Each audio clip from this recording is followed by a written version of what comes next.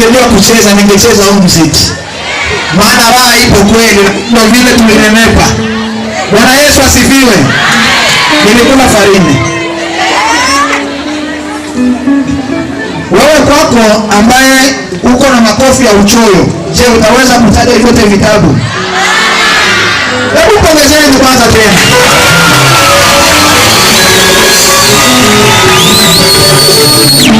Sasa Agano la Kale tayari kisha vile kope. Tunaenda kwa Agano Jipya. Sasa alikwenda kututajia Agano la Kale ligawanyika katika vitabu vingapi, ina vitabu vingapi, na akakwenda kutaja vitabu vyote kwa kufuata utaratibu. Swali linalofuata kwenu. Mko tayari? Ndio. Mbona kama mnaogopa? Na ukikosa tutakusomea. Si ndio hivyo jamani? Ndio. Na ukilia unaenda kulia kwenu para kupeleka polisi. Swali linalofuata liko hivi. Agano Jipya lina vitabu vingapi? Kama ilivyokuwa kwenye Agano la Kale, utaambia Agano Jipya na vitabu vingapi? Imegawanyika katika sehemu ngapi kuu? Na uvitaje vyote kwa kufuata utaratibu. Karibuni kwa yote. Baba mwingine tushakupendelea sana. Hii hapana hii. Utaweza? Utaweza? Sogea, uwanja ni wa kwako. Karibu. Bwana Yesu asifiwe. Amen. Amen. Kwa majina naitwa Patrick Kinga, natokea kijiji cha SSC 3/22. Bwana Yesu asifiwe. Mimi ni mshiriki wa Stasio Sinai. Najibu swali. Agano Jipya ina vitabu 27 na imegawanyika kwa sehemu tano. Vitabu vya Injili: Mathayo, Marko, Luka, Yohana. Kitabu cha historia: Matendo ya Mitume. Vitabu vya Paulo: Warumi, Wakorintho wa kwanza, Wakorintho wa pili, Wagalatia, Waefeso, Wafilipi, Wakolosai, Wathesalonike wa kwanza, Wathesalonike wa pili, Timotheo wa kwanza, Timotheo wa pili, Tito, Filemoni, Waebrania. Vitabu vingine: Yakobo, Petro wa kwanza, Petro wa pili, Yohana wa kwanza, Yohana wa pili, Yohana wa tatu, Yuda. Kitabu cha unabii: Ufunuo wa Yohana. Bwana Yesu asifiwe.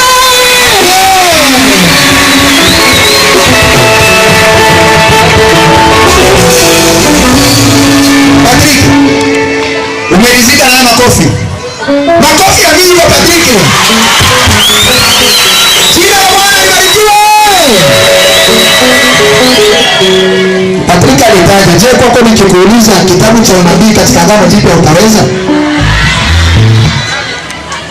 Hata na ndevu zetu twende Sunday school. Bwana Yesu asifiwe. Amen. Tumemaliza na swala la Biblia. Pengine labda hapa walimu ndio waligusa sana. Sasa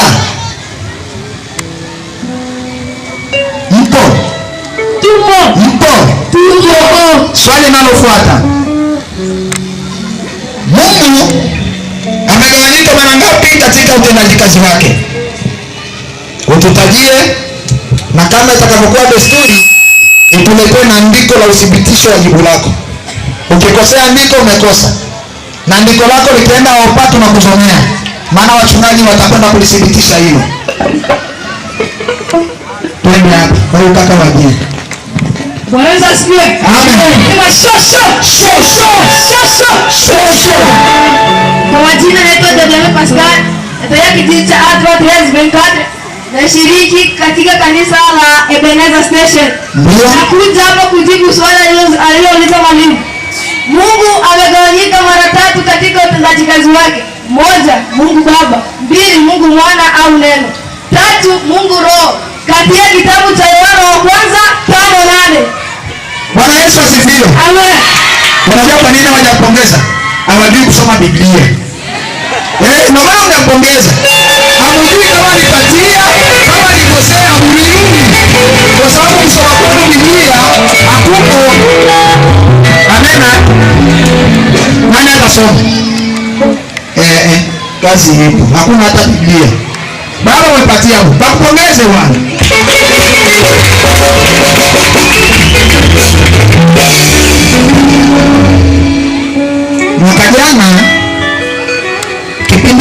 ambayo inaongozwa na mkurugenzi wetu mstaafu ambaye ni Lambert Mauridi Papi. Aliachana na syllabus ya mwongozo wa mafundisho ya Sunday School. Silisoma hapo?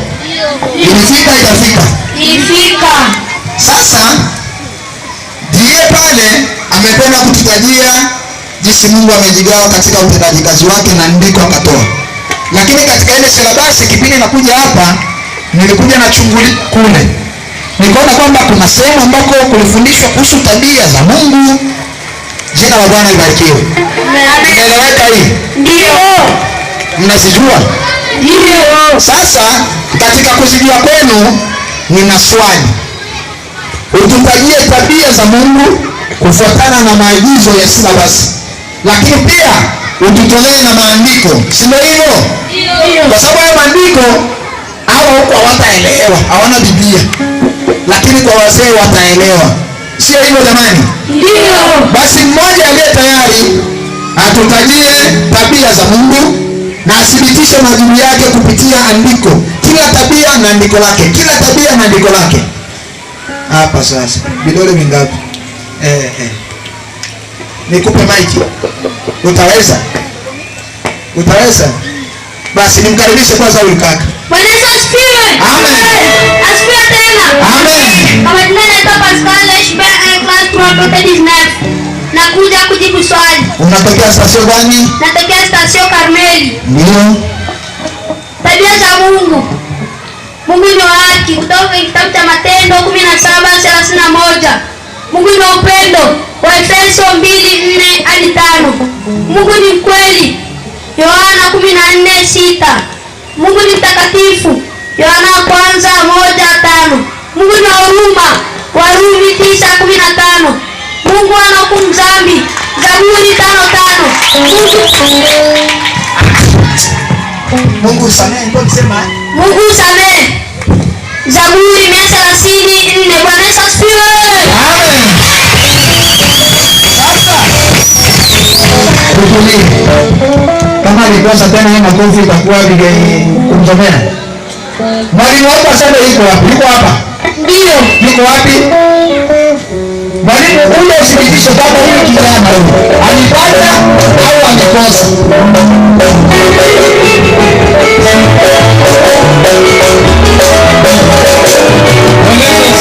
Amen.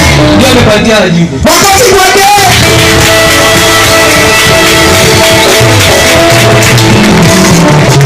Unajua kijana pasana. Kama ukoelewa kidogo, umfuata hata usingizini atakwambia. Ana uhakika na majibu aliyokwenda kuyatoa, sivyo? Kwa hiyo hata kama uko mzee, nenda mfundishe kuhusu tabia za Mungu. Uende. Tabia za Mungu tushavile. Lakini pia kuna swali nyingine. Pascal alikuwa anakututajia vizuri na vitabu kuhusu tabia za Mungu. Sasa kwenye syllabus kuna sehemu nyingine ambapo pia kuna kazi za Mungu. Si ndio hivyo walimu? Walimu wote wamekimbia na ni bora wako katika huduma ya ushemasi. Mtu mmoja atutajie kazi za Mungu kama jinsi alivyotaja Pascal, athibitishe majibu yake kupitia maandiko pia. Karibuni kwa leo tayari. Wote sabote. Twende kwanza kwa kijana. Bwana Yesu asifiwe. Amen. Amen. Kutana. Amen. Amen. Amen. Kwa majina naitwa Samuel Sululu. Pole pole. Kwa majina naitwa Samuel Sululu. Ndio. Natoka kijiji cha Tea 6:5-16.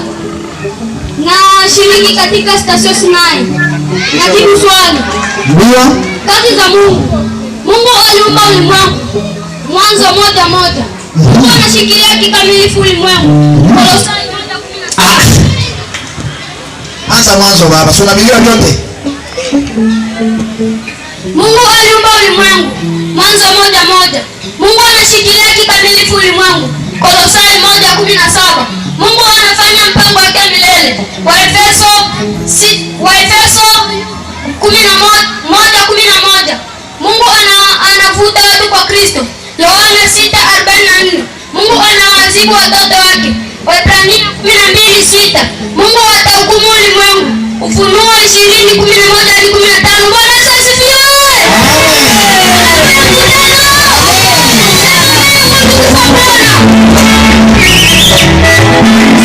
Hakukusikia neno yake ya mwisho. Neno yake ya mwisho alisema, sema amina kwa utukufu wa Bwana.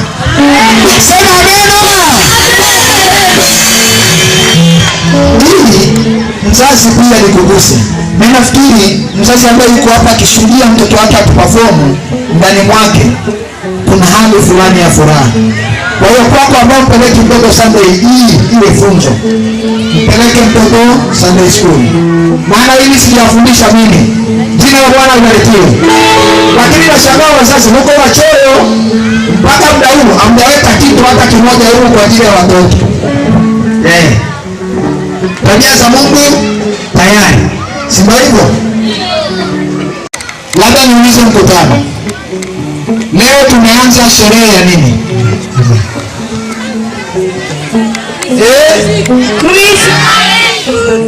Sasa huko wajua hata kama tuko mnini. Leo tumeanza mkutano wetu rasmi wa Christmas. Swali linalofuata liko hivi. Kwa nini tunasherehekea hii sherehe ya Christmas? Labda kwako ujui, unufaike kwa majibu ambayo watoto walikwenda kufundishwa. Kwa nini? Kazi ipo. Mulitirishe. Baba, wamesema basi. Mimi nashangaa sijamaliza kuuliza vidole bisa kuwepo. Pende kwanza kwa dada yetu hapa. Na ile sauti yake nyororo. Bwana Yesu asifiwe. Amen. Kwa majina naitwa Aziza Juma. Naishi katika kijiji cha Elseti 7/5. Nashiriki katika kanisa la Beroya. Ndio. Nakuja kujibu. Tunasherehekea Christmas kwa kumbukumbu ya kuzaliwa kwa Yesu Kristo kwetu, na ndiyo ukawa mwanzo wa ukombozi ili tusipotee katika dhambi. Bwana Yesu asifiwe. Unajua hapa alipokwenda kutoa majibu nimekwenda kumbuka andiko moja. Yohana 3:16. Inasemaje mkutano? Kwa maana jinsi Mungu aliupenda ulimwengu hata akamtoa mwanae pekee, ili kila mtu amwaminie asipotee bali apokee katika. Nilijua tu. Nilifikiri labda huku haijulikani. Sasa kutumwa kwake si lazima alizaliwa. Na ndio maana sasa alikwambia kuzaliwa kwake kwanza ndio ulikuwa ni mwanzo wa safari ya ukombozi. Bwana Yesu asifiwe. Amen. Makofi kwa Azizi.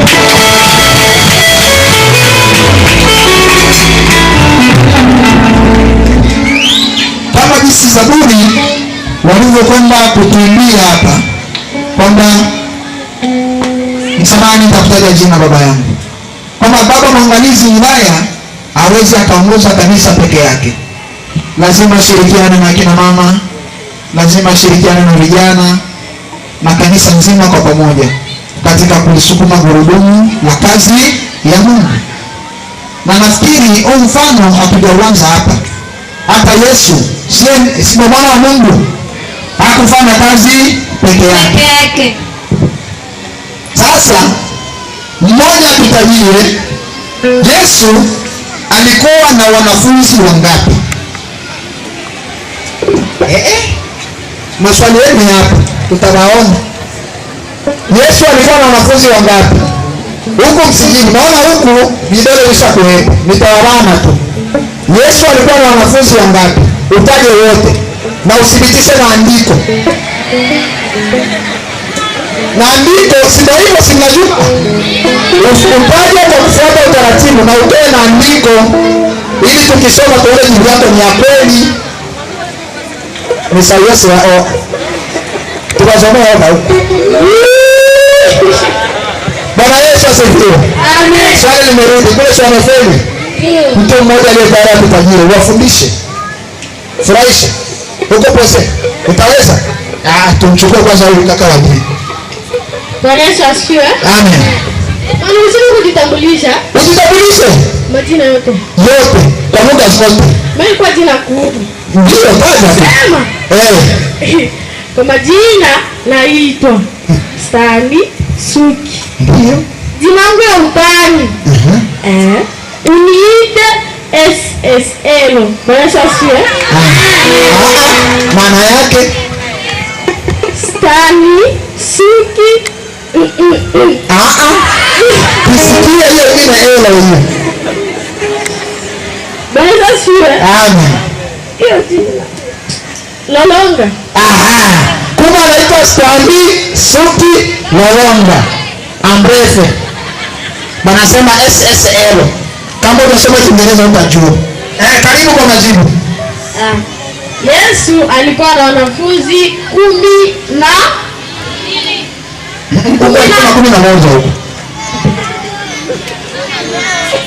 Yesu alikuwa na wanafunzi 12 ambao ni Simoni Petro, Andrea, Yakobo mwana wa Zebedayo, Yohana, Filipo, Bartolomayo, Mathayo, Tomasi, Yakobo wa Alfayo, Tadayo, Simoni Mkananayo na Yuda Iskarioti. Katika kitabu cha Yohana sura 10.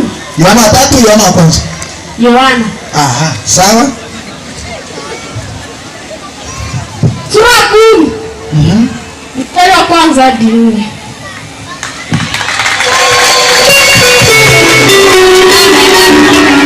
Unajua nini stadi?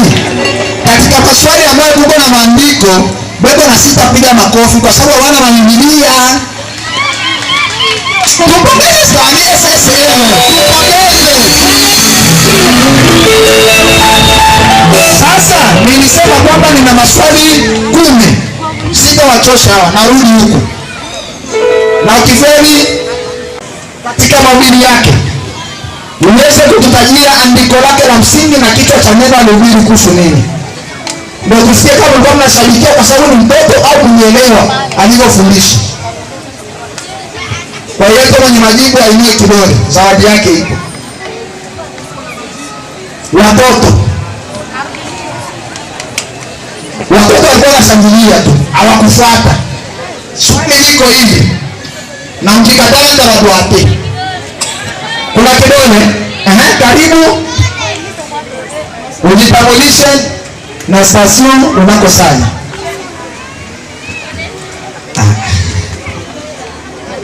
Je passe un pays.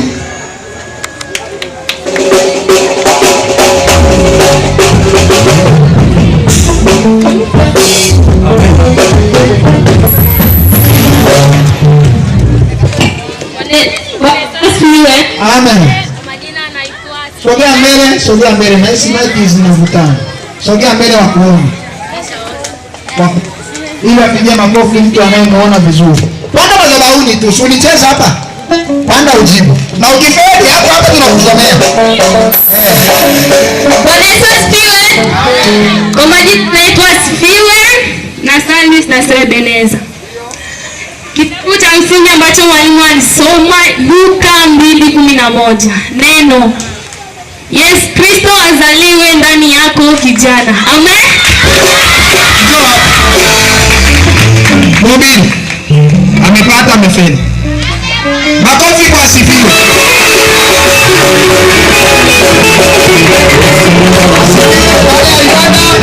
Utaonana na mwongozi.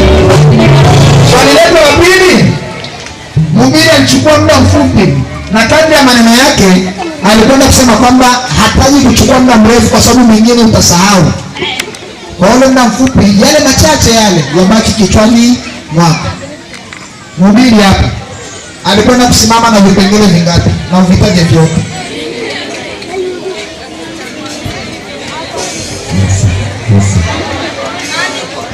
Hapa si watu sema timu ni trishe. Ndio tuone wengine sasa. Baba na trishe. Sasa nikikuongezea kaja na vitabu itaweza. Mvua inaanza. Wai hadi tayari ndio jibu. Hapo cheza kidogo si, bado cheza kidogo.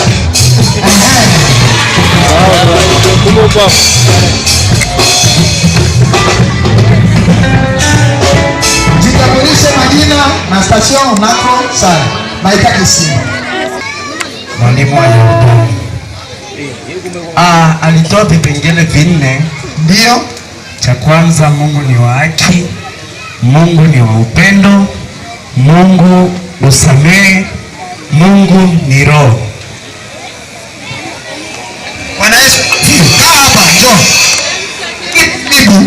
Yesu. Wapedagogi anasemaga hili ni jibu, lakini ni jibu la swali lingine. Amefeli, tumsomee. Mimi nauliza kuhusu mhubiri. Sijauliza tabia za Mungu. Baba, si amefeli?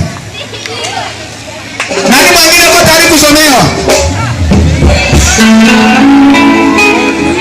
Nani yuko tayari kupongezwa? Ina maana kwamba kiongozi wangu, mahubiri wote walisherekea tu hawajasikia. Mungu atuhurumie. Mungu atuhurumie. Kitu ambacho tumeongelea muda huu kisasaulika. Mimi niketi.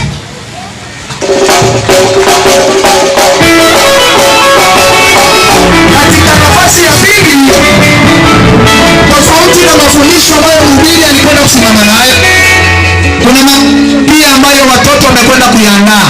Nahitaji wahusika, watoto sogeleeni katika yale mafundisho mafupi mliokwenda kuandaa kwa ajili ya mkutano. Kwako mtoto mahali hapa, usikilize. Tuwe haraka.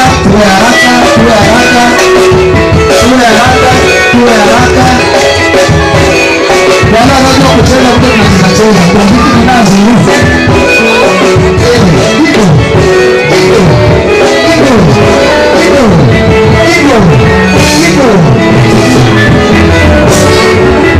Wanasemaga ukipenda mpate mpigaji uwe na suka, na ukipenda mpate mpigaji ucheze kimungu. Bwana Yesu asifiwe. Hapa watoto wamekwenda kuandaa mafundisho mafupi kwako upate kusikia na uelewe.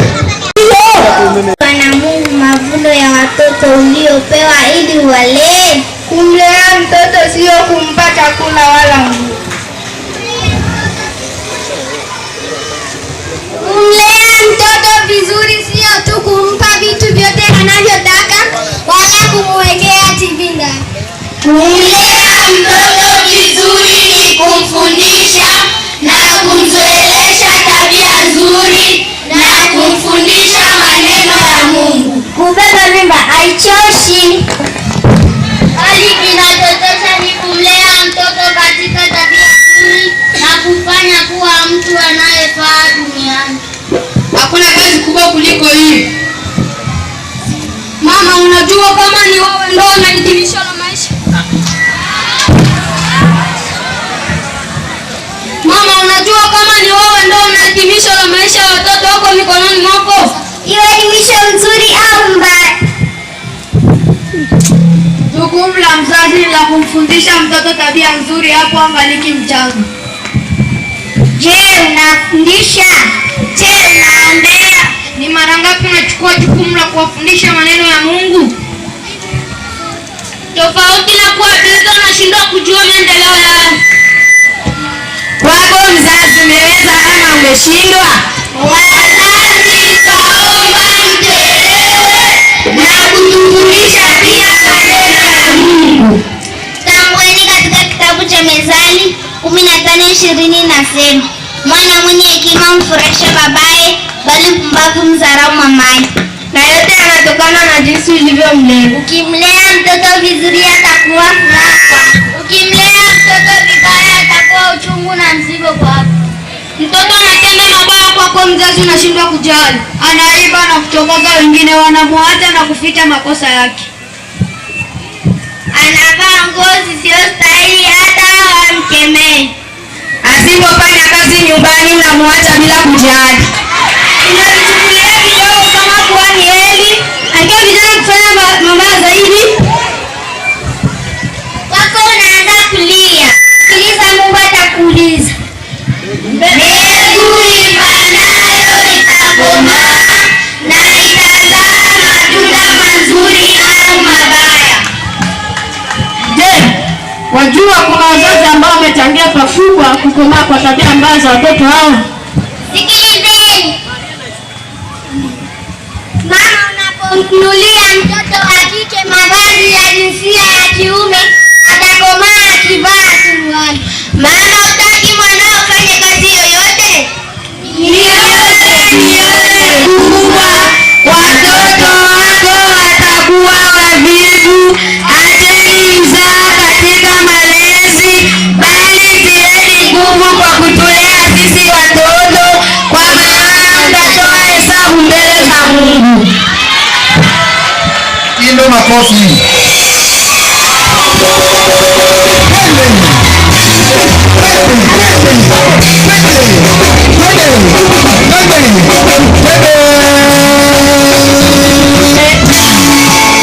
Bwana Yesu asifiwe.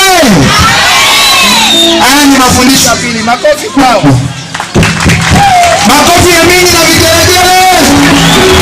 Upande wa wazazi wetu tunahitaji kusikia vigelegele. Upande wa watoto wetu makofi. Barikiwe sana. Sasa twende. Kristo azaliwe ndani yako kijana. Jina la Bwana libarikiwe. Kuzaliwa kwa Yesu ndio Christmas.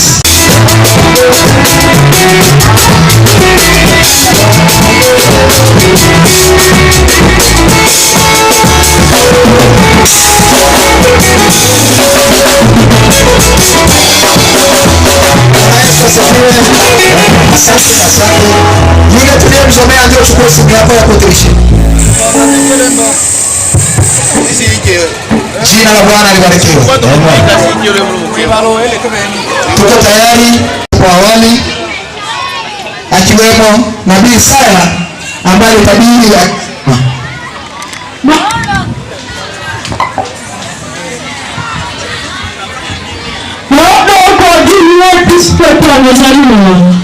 tumepewa mtoto mwanaume na uwezo wa kifalme utakuwa begani mwake, naye ataitwa jina lake Mshauri wa Ajabu, Mungu mwenye nguvu, Baba wa milele, Mfalme wa amani. Mwongeo wa enzi yake hatakuwa na mwisho kamwe.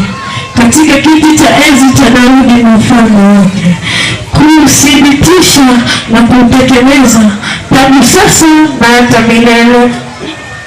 Amen. Naye nabii Balaamu alitabiri ujio wa Yesu. Namuona lakini si sasa, na mtazama lakini si karibu. Nyota itatokea katika Yakobo, na fimbo ya enzi itainuka katika Israeli. Naye atazipigapiga pembe za Moabu, na kuwavunjavunja wana wote wa Ghasia. Mfano mifupi mwenye kusimulia utabiri wa Yesu. Hakuzaliwa kama wewe mwanadamu, alizaliwa katika hali ya utofauti. Alizaliwa kwa makusudi maalum kuja hapa duniani. Alizaliwa ili aje akamilishe. Kuzaliwa kwa Yesu ulikuwa namna hii. Mwezi wa 6, malaika Gabrieli alitumwa na Mungu kwenda katika Galilaya, jina lake Nazareti, kwa mwanamwali bikira aliyekuwa ameposwa na mtu jina lake Yusufu wa mbari ya Daudi, na jina la bikira huyo ni Mariamu. Akaingia nyumbani mwake akasema, Salamu Mariamu, umepewa neema, Bwana yupo pamoja nawe. Naye Mariamu alifadhaika baada ya kusikia maneno hayo. Alijibu akisema, usiogope Mariamu. Naye Mariamu alimjibu malaika akisema, salamu hii ni ya namna gani? Usiogope Mariamu, kwa maana umepata neema kwa Mungu. Tazama, utachukua mimba na kumzaa mtoto mwanaume, na jina lake utamwita Yesu. Huyo atakuwa mkuu, ataitwa mwana wa aliye juu, na Bwana Mungu atampa kiti cha enzi cha Daudi baba yake, na ufalme wake hautakuwa na mwisho.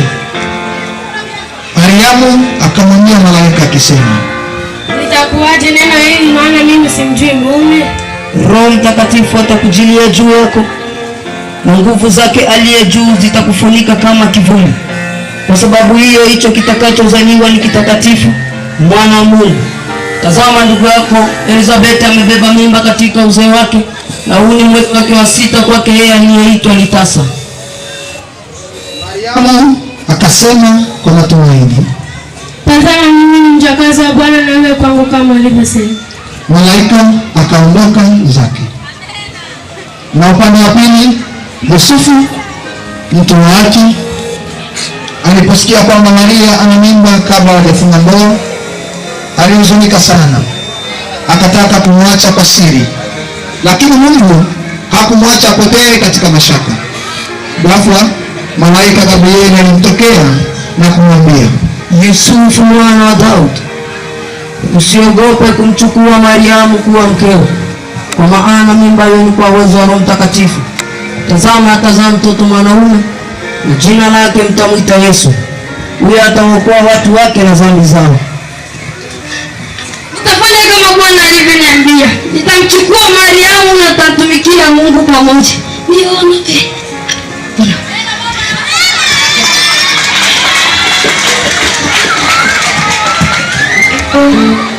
Siku zile Kaisari Augusto alitoa amri kwamba watu wote waandikishwe katika miji yao ya asili.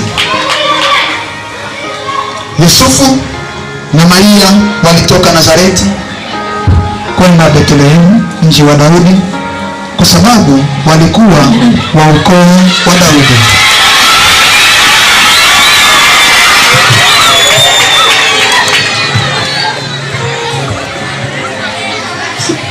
Hisia kwa saa yangu.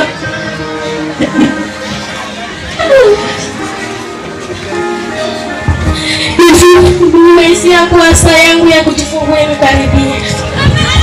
Ufike hapo wangu kama alipo kupumzika usiku huu. Jikaze. Tunafika. Tafadhali naomba tuende kulala. Mke wangu ni mjamzito na anahitaji kupumzika. Samahani sana. Nyumba zote zimejaa. Hata nyumba ya jirani pia imejaa. Lakini kuna pango la wanyama kule nyuma. Si pazuri, lakini panakuwa joto. Mnaweza kulala humo. Twendeni niwapeleke. Tunashukuru Mungu.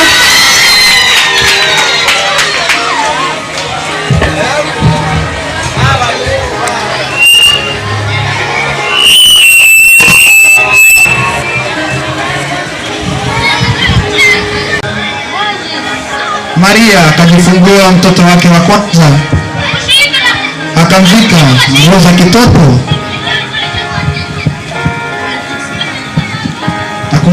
nguo za kitoto, akamlaza katika hori, kwa sababu walikuwa hapakuwa na nafasi kwao katika nyumba ya wageni. Na upande wa pili tunaona wachungaji porini wakilisha wanyama. Usiku wa leo ni mtulivu sana. Tazama ile nyota imeng'aa sana. Angalieni ile nyota kubwa sana kule. Sijawahi ona nyota kama ile. Huenda ni ishara ya jambo kubwa la Mungu. Lakini ghafla mwanga mkubwa ukatokea, naye malaika akatokea kwa kuwapasha habari. Msiogope, kwa maana nimeletea habari njema ya furaha kuu kwa watu wote. Leo katika mji wa Daudi amezaliwa Mwokozi Kristo Bwana. Hii itakuwa ishara kwenu. Mtoto amefunga vitambaa, amelala horini. Nao baada ya kupata ujumbe huo walifuata nyota ile mpaka Twendeni Bethlehemu tukaone kilichotokea. Wakaongozwa na nyota mpaka walipofika katika pango la wanyama, na Yusufu aliwakaribisha. Karibu ndugu, kwa kumwona mtoto, karibu. Tuliona malaika akituambia habari njema. Wenda huyu Mwokozi tuliyemngojea. Asanteni kwa imani yenu. Mungu awape. Wachungaji walimsujudia mtoto, wakahubiri kwa furaha mambo walioyaona na kusikia, na watu wote wakastarehe kwa maneno yao. Baada ya siku si nyingi, mamajusi kutoka mashariki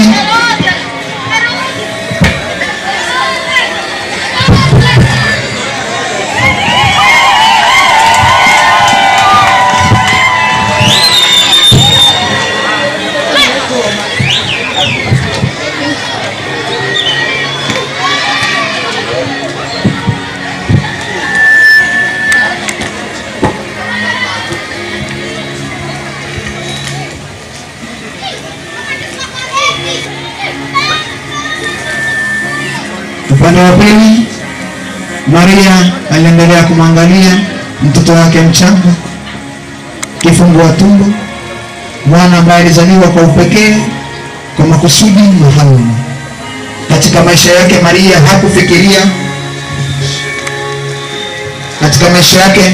hakufikiria wala kuzani kama lile lingemtokea, bali alikwenda kuchaguliwa na Mungu kulingana na maisha ya utakatifu aliyokwenda kuyaishi. Kwako binti iliyoko mahali hapa, tambua kwamba ukitulia na kuishi kama Mungu atakavyo, hata mchumba utakwenda kumpata. Usihangaike na kuhusiana naye, labda miaka imeenda, lakini Mungu ana makusudi na wewe. Zidi kumwomba Mungu na atakwenda kukamilisha na kutimiza yote yaliyo makusudi yake. Baada ya siku si nyingi, mamajusi kutoka mashariki waliona pia nyota iliyoangaza angani, wakajua kuwa mfalme mkubwa amezaliwa. Wakaifuata hadi Yerusalemu, na wakafika kwa mfalme wakasema, tumeona nyota yake mashariki, tumekuja kumwabudu yeye aliyezaliwa mfalme wa Wayahudi. Mfalme mwingine nendani mkamtafuta mtoto huyo, kisha mniambia mahali alipo, nipate na mimi kumwabudu. Walifurahia nyota ile, naye ikawaongoza hadi pale alipokuwa mtoto. Yusufu na Mariamu waliwakaribisha, na mamajusi walisema, nasi tumekuja kumtolea zawadi. Tumemletea dhahabu, uvumba na manemane. Wasamieni wageni wema, Mungu awabariki kwa mioyo yenu ya ibada.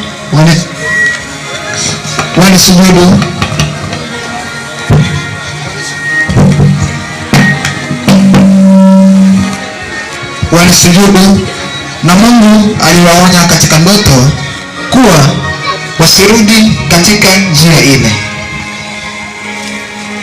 Atukuzwe. Na hivi ndivyo Yesu Kristo alivyotoka mbinguni kuja duniani, kuzaliwa kama mtoto mdogo, ili kuleta nuru na wokovu kwa wanadamu.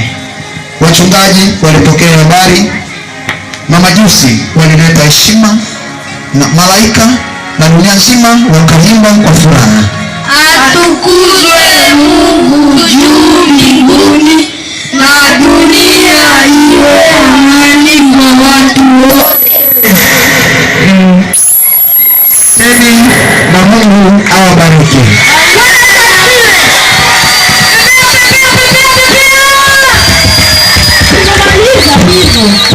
Bwana Yesu asifiwe. Yale makofi ambayo nilikufunga tokea mwanzo usipige, huu ni wakati sasa.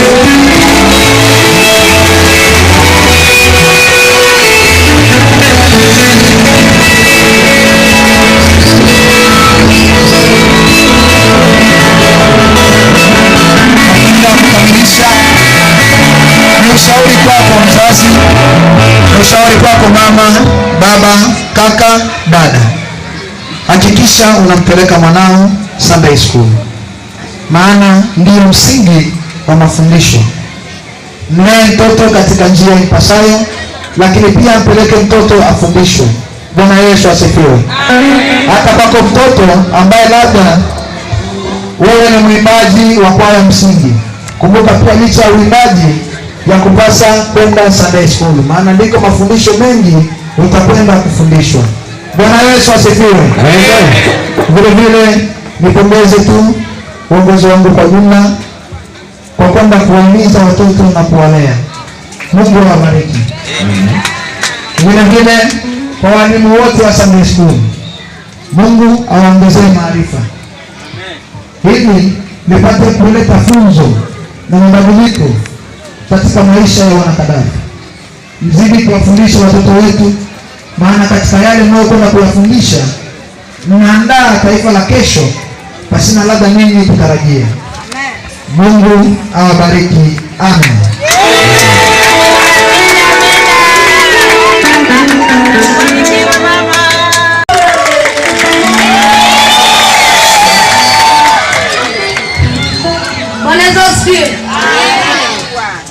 Wetu vita kana kwamba umetolewa na watoto, lakini uwe msaada kwa kila mmoja wetu. Bwana Yesu asifiwe. Bwana asifiwe. Ndio tumefika kwenye kipindi cha kuonesha uongozi, maana kama hili tukio limeendelea ama limefanyika siku ya leo, limesimamiwa na viongozi, na kuna lugha nasema kwamba mwana wa otakile nyungu. Bwana Yesu asifiwe. Kwa hiyo tuna wazee ambao wametubeba, hivyo niombe mkutano uwe tayari kwa kuona wazee wetu. Bwana Yesu asifiwe.